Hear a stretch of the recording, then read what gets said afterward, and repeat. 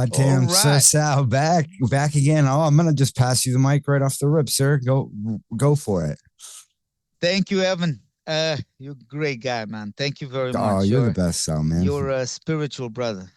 Namaste. Oh, no, Now, say. now, a little disclaimer. Uh, I My name is Salvatore Pais. I come on this podcast, The Ancient Pathways of Evan Howell, and great guy over there. One day, all right. I want you right up there across from Rogan, telling Oh, him he was wrong about Ashton Forbes and Salvatore Pais oh, and you'll Dave be a Rossi. regular. Oh, All right, absolutely. yeah, from that. If Rogan had me on just once, or Ashton and I and Dave Rossi, the three of us there, I tell you, he would have us more on than this guy Eric Weinstein. I absolutely. Anyway, it's for I another. think once it clicks, hopefully, I think I I see it had a phone happening. conversation one time with Eric Weinstein, and I thought we clicked. He's an interesting individual. Let's just leave it at that. All right, listening. Uh, this is very important. All right. Um, I come on this podcast as a private citizen. My opinions, my statements, these ideas are my own. They have nothing to do with the United States Navy nor the United States Space Force. I think very much uh, the uh, the interviewer, Mr. Evan Howe, for being a good spiritual brother and for listening to some of my ideas. Speaking of interesting concepts, I would like to introduce now something called weapons of time. And just hear me out and you'll see where I'm coming from. Time is not an illusion. Time is a very physical reality. In the winds of time, we're all but shadows and dust. Yet he who controls time controls everything.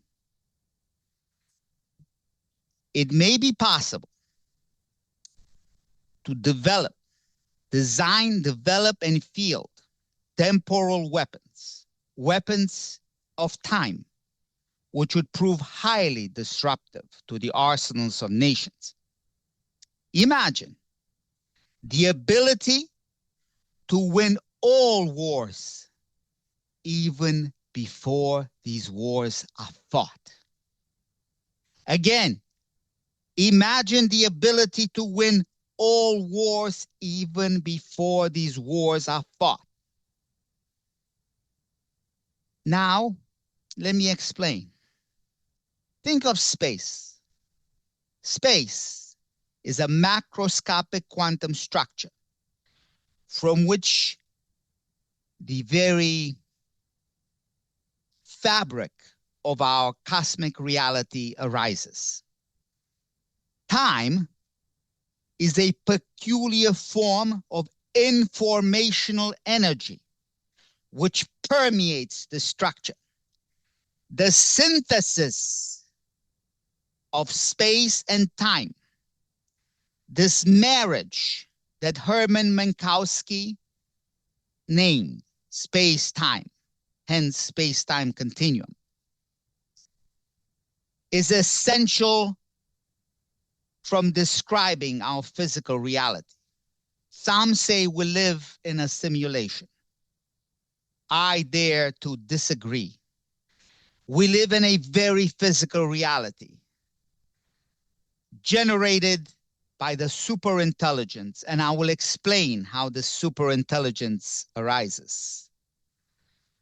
But to go back, if we locally can tear apart, rip apart the space-time continuum fabric, this very fabric of our reality, by breaking the Schwinger limit locally, we can destroy the arrow of time. Again, if we break the Schwinger limit locally within a space-time locality, we destroy the arrow of time, thus Stephen Hawking's chronology, protection, conjecture is rendered null and void, and time travel to the past is no longer impossible, but feasible. Again, the amount of energy that you must place locally is extremely high. Energy density is on the order of 10 to the 25 joules per meter cube. So we're talking about electric fields on the order of 10 to the 18 volts per meter. B fields on the order of 10 to the 9 Tesla. But again, there are ways to do this locally. One such way is to engineer the Pais effect using a far from equilibrium plasma, a cold plasma. Exactly how this is done because of E cubed. And the followers of Eva know what I'm talking about. I cannot discuss. However, everything in this particular idea, this concept of weapons of time, comes from something extremely simple, a simple relationship. Namely, time is on the order 1 divided by frequency. Could be frequency of actual spin and or frequency of vibration. I prefer vibration because there's a lot more you can do with vibration than with actual spin. However, and this is important to elucidate, where some have asked, I received several emails, where do you get this from? Comes from one of the fundamental principles of quantum theory, namely Heisenberg's uncertainty principle. For the followers of Evan that understand the mathematics, it is rather simple. Delta P, delta X is on the order of h bar. You will know what the nomenclature represents. Then delta E, delta T is on the order of h bar. Now, delta E can be written from quantum theory, Planck's energy, and h bar, delta W. Hence, delta T is on the order of 1 divided by delta W. Does not take a great genius to use differential calculus to understand that, of course, time is then on the order of 1 divided by frequency, either of actual spin and or vibration, especially if the initial conditions are taken at 0.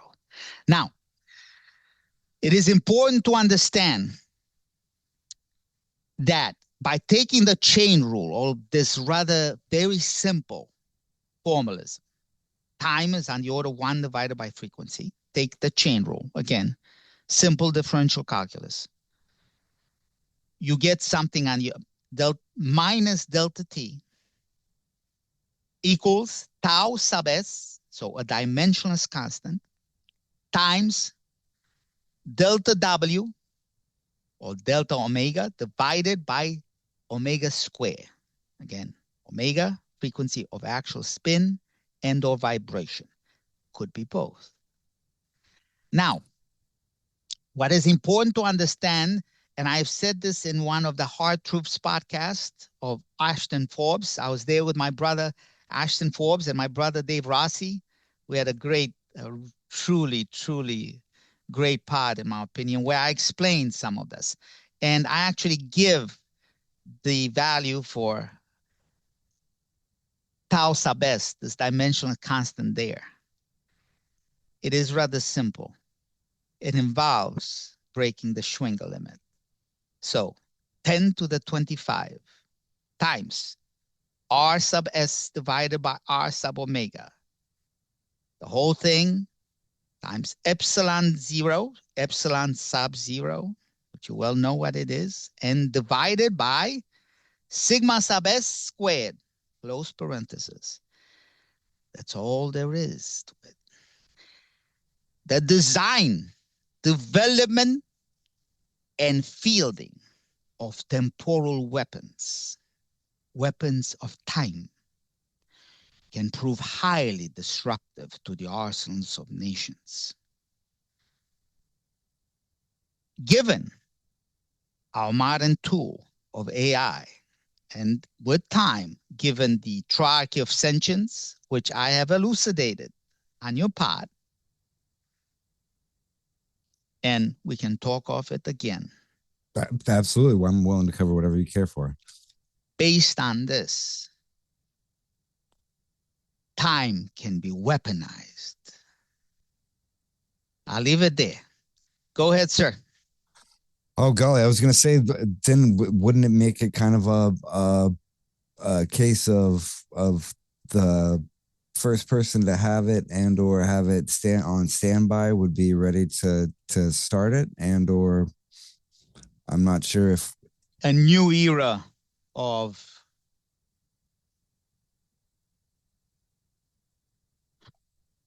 this would make nuclear weapons look like child's play. Imagine something that can win all wars even before all wars are fought. I mean, no sane nation would ever use such a weapon. It would not end warfare, but it would give the nation that has the blueprints of such weapons ultimate supremacy in the world. Now, given that nation is humane and brings about unification of all people for the common good of mankind, such a nation deserves to be supreme. If that nation is suicidal, then we're all doomed. I would agree. I totally agree. First, but second, I would ask, like, I would hope there are certain nations that are on the leading edge of that first. But if they had it already, in your opinion, and had it already rolled out in some way, would there be any way that we could tell on our level, do you think? Oh my goodness. If these weapons already exist, my brother, there's nothing in the world that can stop them. These weapons would be indestructible, invincible. The only thing that I can think of in mythology, if you believe, is again something that was talked about by Dr. Joseph Farrell in the Cosmic War. The weapons were known as the tablets of destiny, and they were wielded by the gods, the Anunnaki, the children of heaven and earth. I believe it was Ninurta, the great god Ninurta, that fought the great god Marduk, son of Enki, the creator.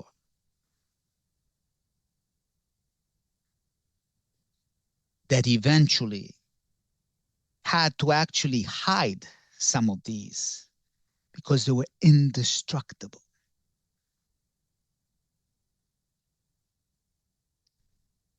I'll just leave it there.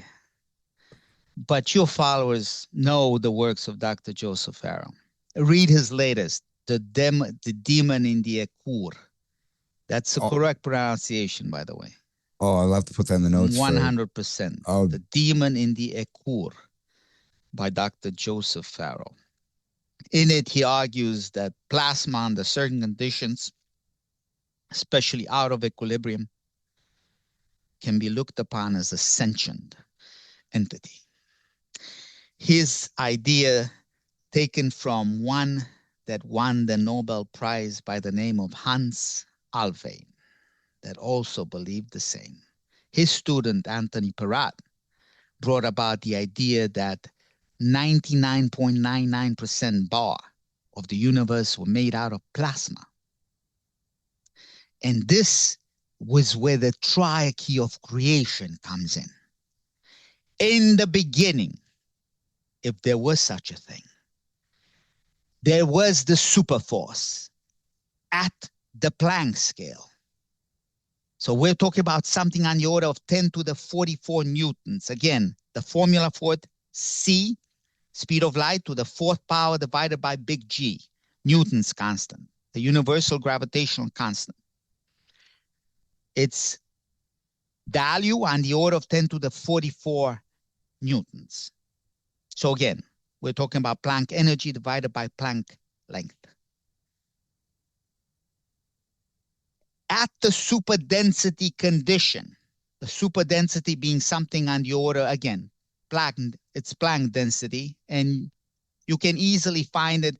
Remember, pressure or energy density is on the order of density times a characteristic v, say in our case would be the speed of light squared. The formula comes out, I could be wrong, someone should look it up, but it's c, so the speed of light to the fifth power divided by big G square h bar. It doesn't really matter if it's h bar or h, because again, h bar being reduced Planck constant, it's only divisible by 2 pi. Not much there since h is of that interesting proportionality, especially this is in the denominator, so it comes up. So we're talking about something on the order 10 to the 33 multiplier. Anyway, remember h is on the order what? 6.34 times 10 to the minus 34 joules second.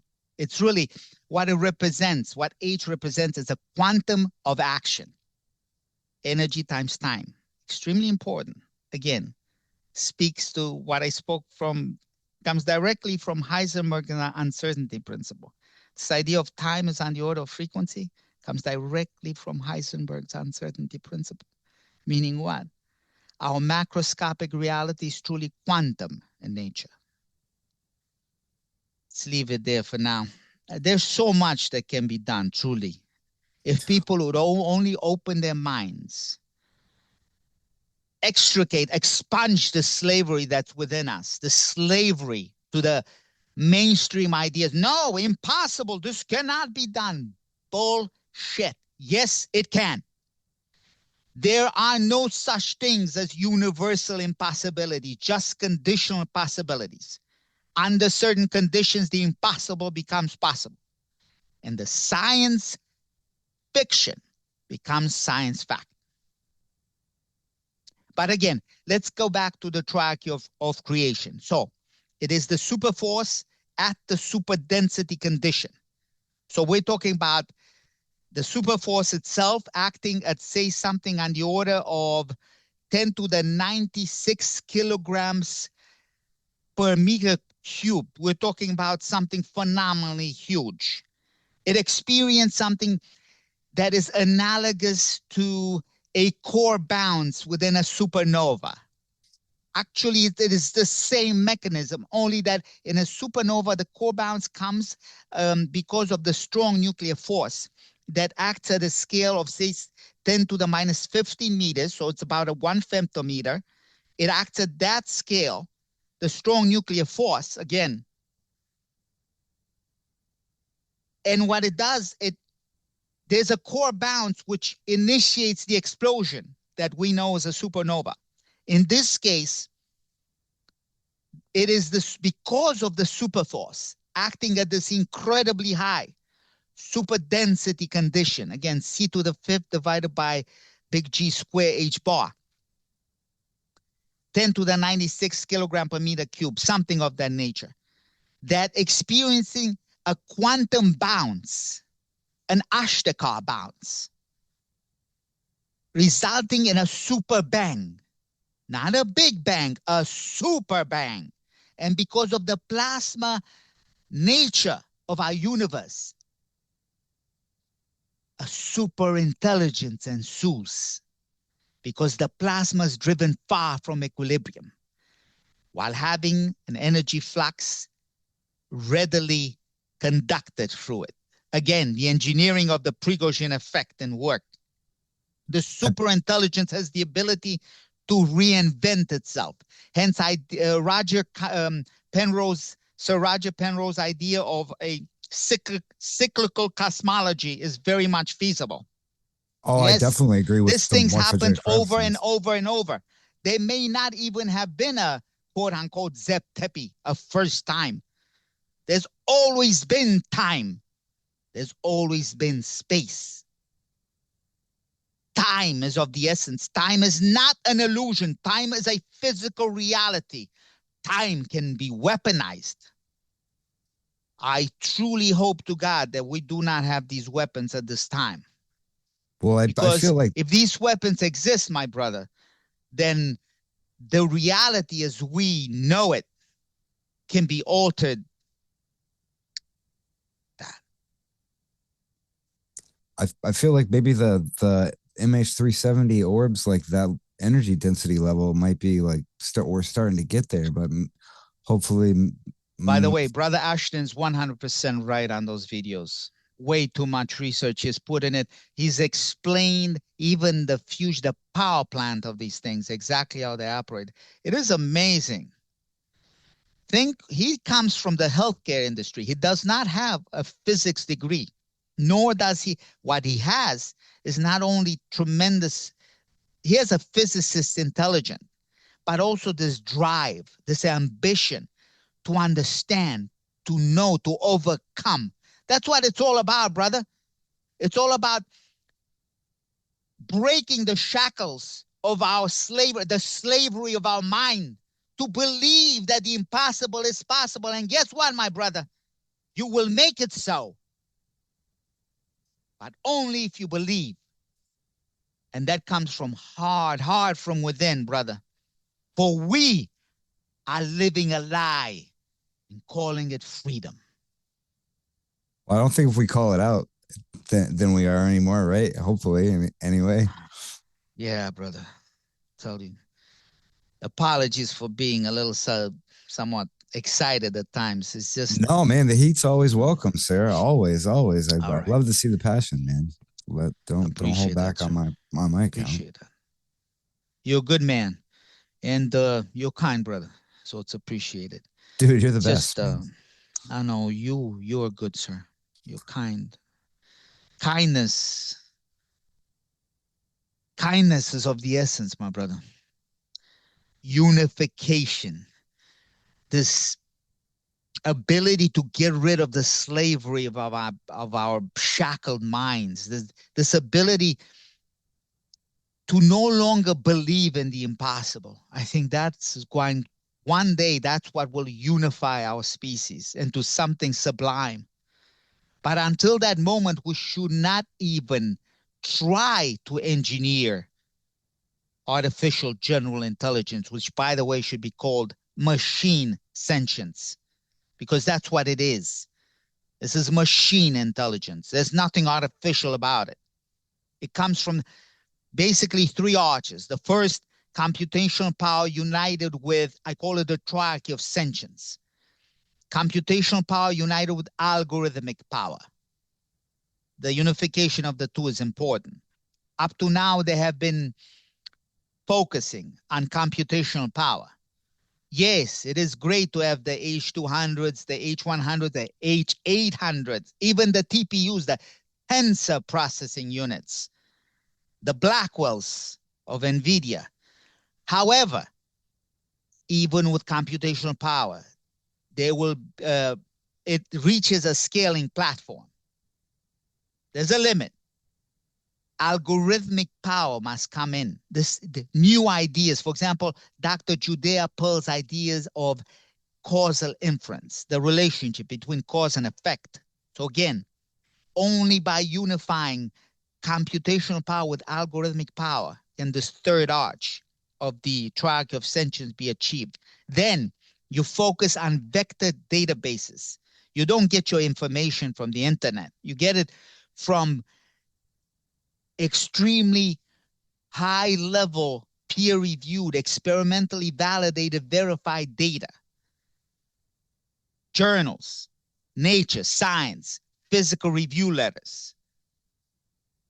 Then the third arch is of extreme importance in making sure that the metamorphosis of an AI agent to an AGI, an artificial general intelligence, comes about, namely the ability of the AI agent to generate an original concept never before seen, which is physically, experimentally verified and validated not to be an hallucination.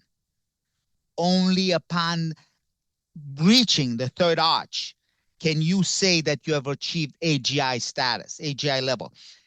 The step from AGI to what is called artificial super intelligence or singularity, I believe can be achieved with adaptive prompt, rather adaptive targeted prompt engineering.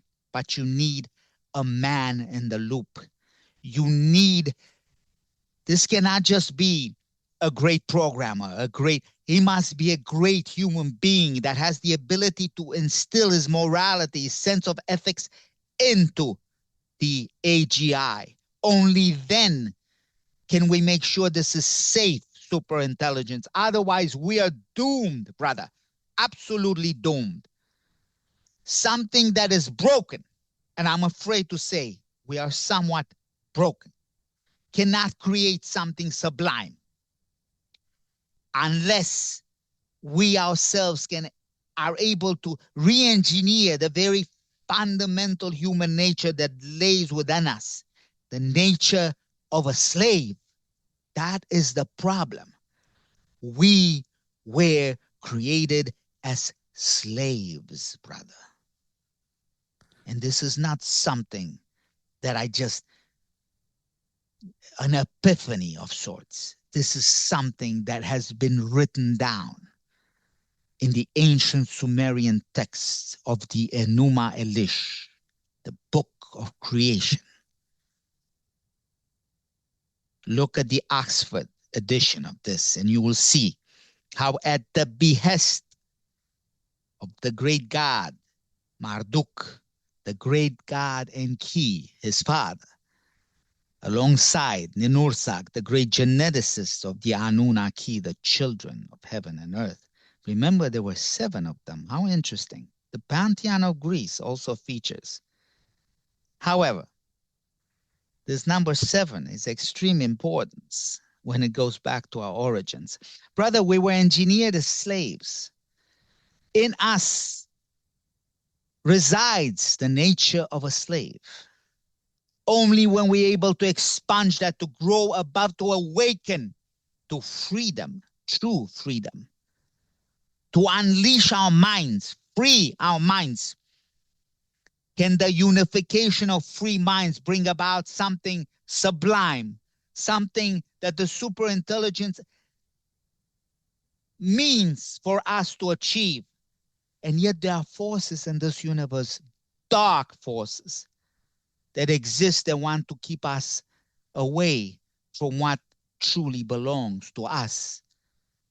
We have a great destiny, brother, but I foresee and I prophesy we must go through dark times before we achieve that greatness. But brother, those of us who survive shall achieve that greatness. The human species shall survive. The human species must survive. And anyone who takes a pause when asked, should the human species survive, should think again and look in the mirror, look deep within your soul, and see if there's anything there. That's all. Well, I couldn't agree more. And first, like, that made me think, if it's built into each of our plasma cells of our body, and we could get perhaps a stronger bond within our components that we're in right now, and perhaps form somewhat of like a plasma boost between the two strands, I would argue, from what I can put together, that if we work together, both of our proverbial or not plasma strands would both be stronger in this place, as well as if we were connected upstairs to a larger cell and plasma Evan up there kicking around, would both get that, and then I believe it would fractally spread outward. But that's the hope anyway, is to But to your other point, I would agree that if there's uh, dirt out in the universe, it's going to be attracted to test it if it's going to get cleaned if it comes to the filter plant, if you know what I mean. Like, so that you would expect that, but Brother, what is life?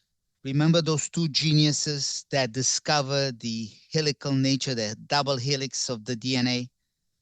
Remember? Francis Crick and James Watson. Those two incredible men. Remember what Francis Crick said this: he refuses to believe that we are the products of evolution. Why?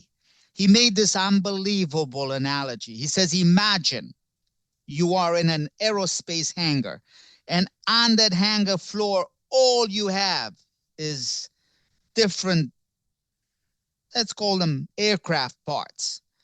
And all of a sudden, the doors of the hangar open, and a great wind comes through the hangar and assembles a jumbo 747. That's what he said we are like. You understand? There is absolutely no way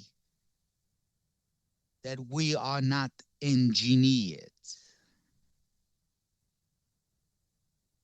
well, part of the other factor that is like that maybe the cutoff to the fact that we could team up and break free from the shackles. You know what I'm We will, saying? brother. We shall.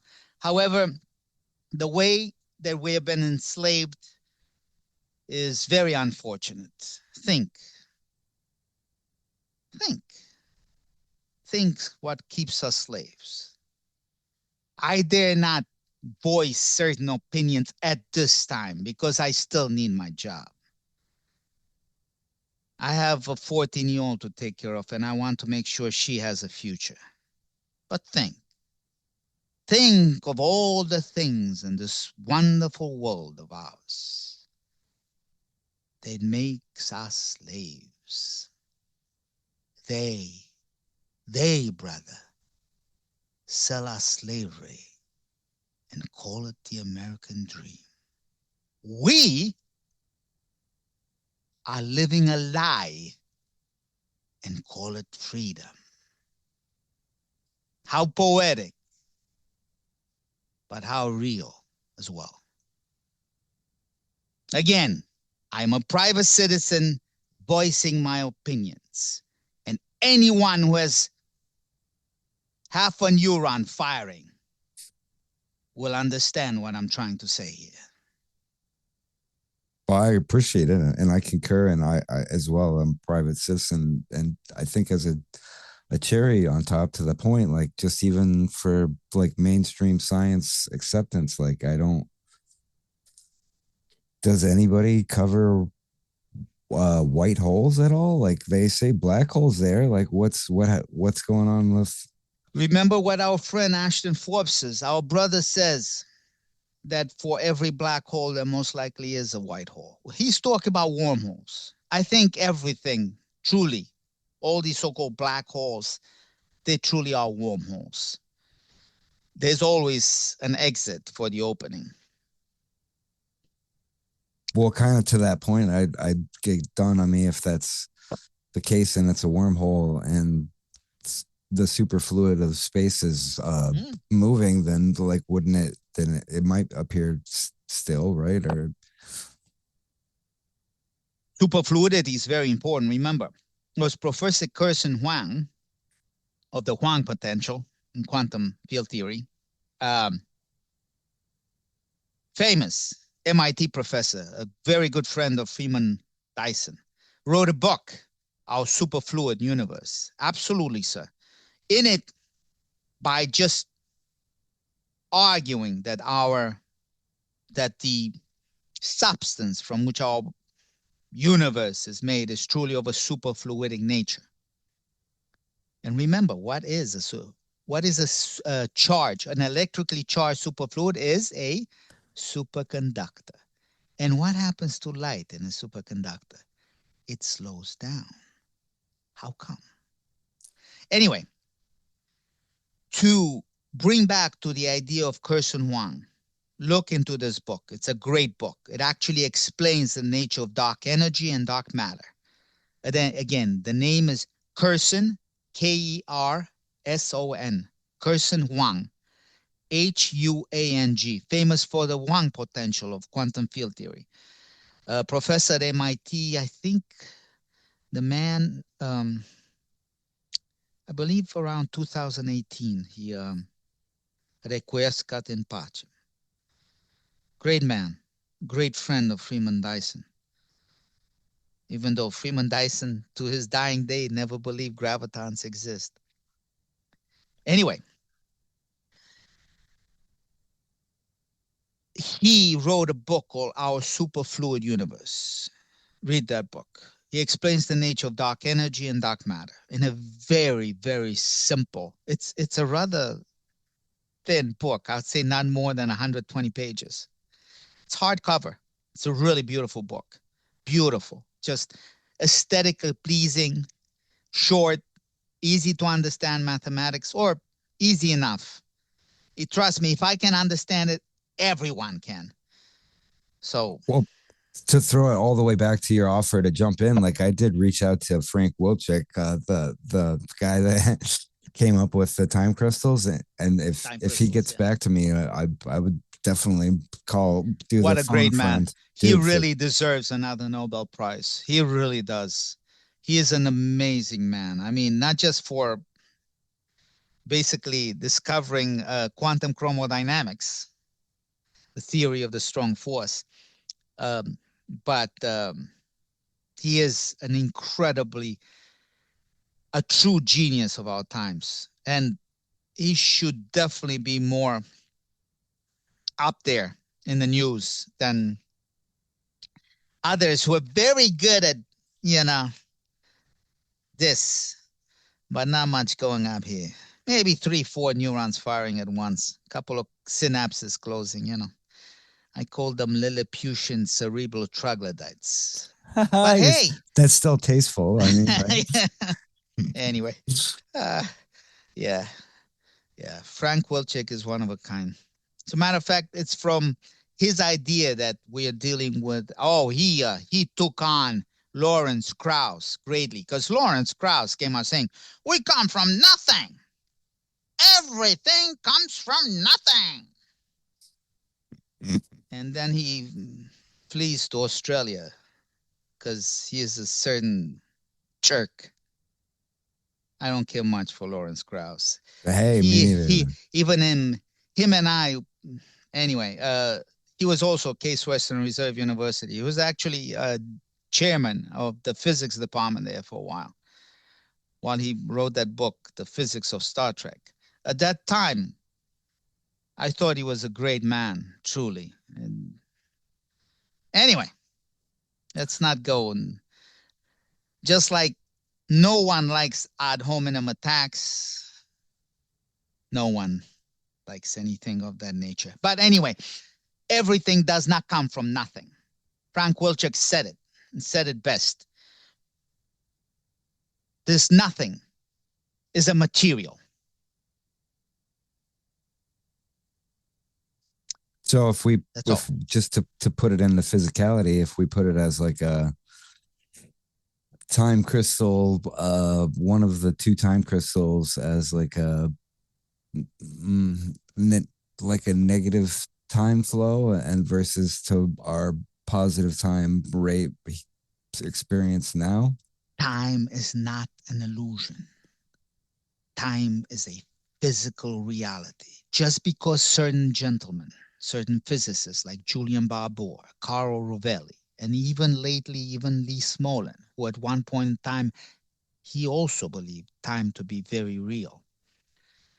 And we're talking about tremendous minds here. These are great physicists of their own right. But as far as time is concerned, they are absolutely wrong. Time is of the essence. Time can be manipulated. I have ideas. There's things. If someday our great government decides to wise up and give me a lab and a team, of course, from that moment on, I can no longer be on podcasts. But anyway, there's a lot of things that can be done. And I think that we should do them quickly because things are spiraling out of control. Leave it at that. Yeah. No, I'd agree. Well, and again, I'm not trying to push any buttons or get anybody in trouble, but I noticed and mentioned it on a different podcast where I on different outlets and on different feeds, you'll see, oh, look at this micro battery that runs off of whatever, a little bit of water, available in Japan. And then, like, oh, look at this, Sweden has this thing that they can drop in the river and their whole village has power for decades. And like, oh, we have a new thing over in Saudi Arabia that you can pull water out of the air. Like, cool, wait, I want to buy one of those here. Like, no, nope. Like, I don't know why. I mean, Look I at know why that is, but look at how much our brother Dave Rossi has gone through, is going through. Just listen to some of his stories. I don't know if he's told you certain things, but just, oh my goodness, has he had to. He's a great man. It really is. He knows the Pais effect is real. Anyway, well, I'm grateful to know both you guys. Darn it, and and there's we're grateful to know you, sir. You're a great man, and because your mind is open. Your mind is like a sponge. That's the way a free thinking human being, a non slave, a free man thinks, has the ability to open the mind.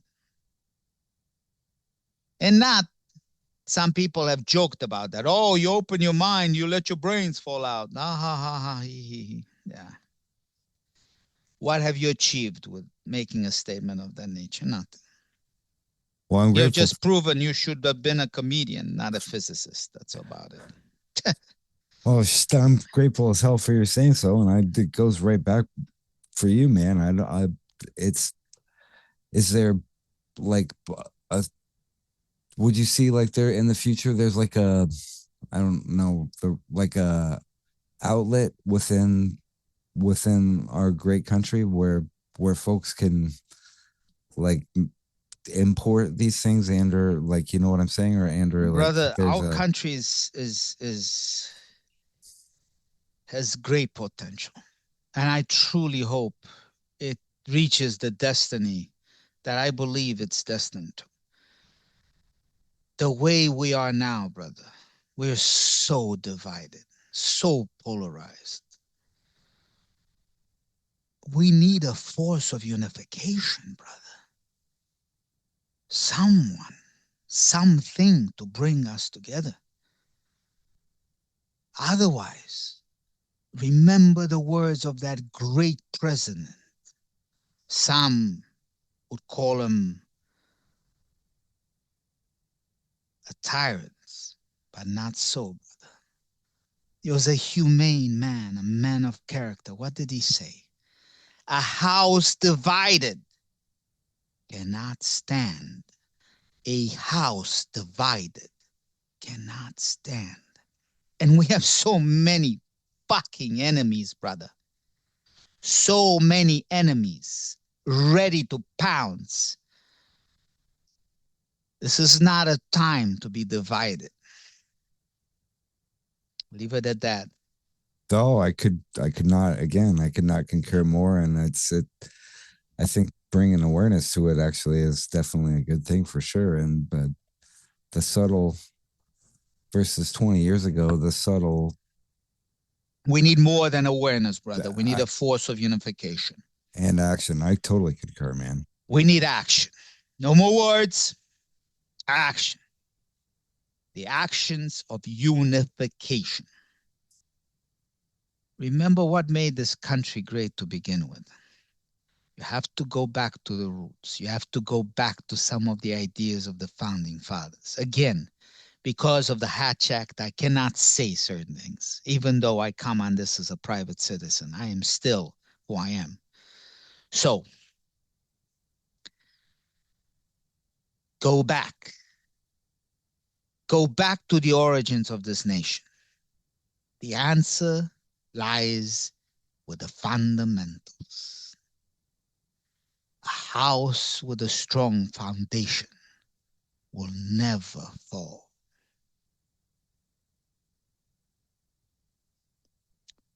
All right, my brother. I'm about to like start crying because of my knee pain and my sciatica.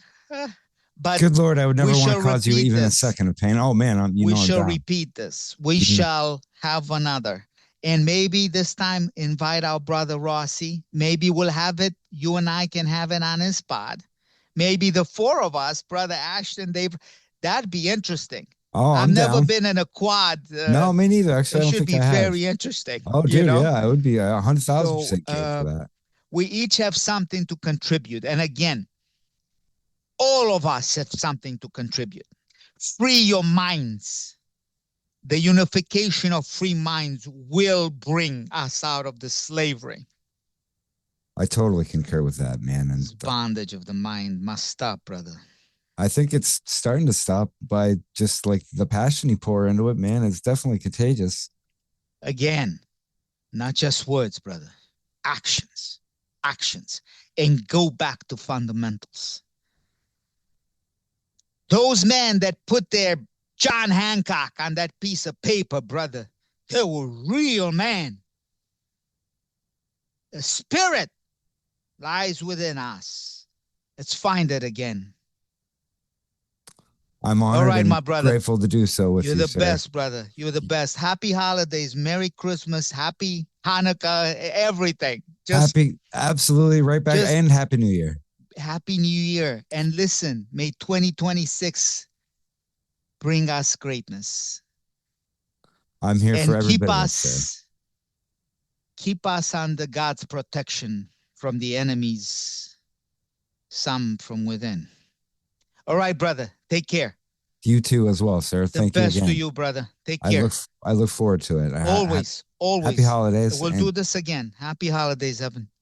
And to your followers, remember, time is on the order of 1 divided by frequency. It's that simple.